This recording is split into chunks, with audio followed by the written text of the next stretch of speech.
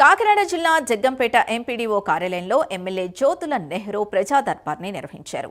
కూటమి ప్రభుత్వం ప్రజాపాలనకు ప్రజా దర్బార్ కార్యక్రమం దర్పణంగా నిలుస్తుందని అన్నారు. జగ్గంపేట మండలంలోని అన్ని గ్రామాల నుంచి అశేష సంఖ్యలో ప్రజలు తరలివచ్చి ఎమ్మెల్యేకు వినతులు అందజేశారు. వాటిని పరిశీలించిన ఎమ్మెల్యే జ్యోతుల నెహ్రూ పలు సమస్యల్ని సత్వరమే అధికారులతో మాట్లాడి పరిష్కరించారు.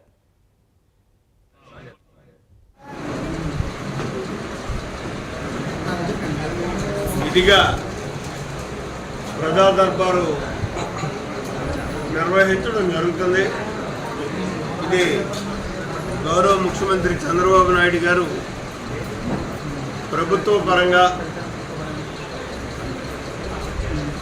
ఆదేశించి ప్రోగ్రాం ఇచ్చి నేను ప్రతి శుక్రవారం కూడా మండల హెడ్ క్వార్టర్లో కానీ ఏదైనా పరిస్థితులు గ్రామాల్లో కానీ ఎక్కడో దిక్కున ఈ ప్రజా దర్బార్ అన్న దాన్ని నిర్వహించాలి. ప్రజల యొక్క సమస్యలు తీసుకుని వాటిని వీలైనటువంటి తొందరలో పరిష్కారం చేయాలి అనేటటువంటి ఆలోచనతో ఈ కార్యక్రమాన్ని నిర్వహించడం జరుగుతుంది. ఇది 5వ ప్రజా దర్బార్ మొదలుపెట్టిన తర్వాత దీనికి ప్రత్యేకించి కూడా స్వచ్ఛాంధ్ర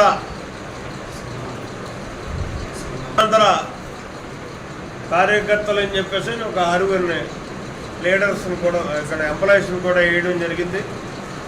దీన్ని అనుబంధంగా చేసుకుని ఇది ప్రజా దర్బార్ని వాళ్ళు ప్రజా సమస్యలు కూడా ఎప్పటికప్పుడు తెలుసుకుంటూ శాసనసభ్యుడితో సమన్వయం పంచుకుంటూ ప్రజాప్రతినిధులతోటి కార్యక్రమాలు నిర్వహించాలని చెప్పేసి నేను ఒక స్పెషల్ ప్రోగ్రాంగా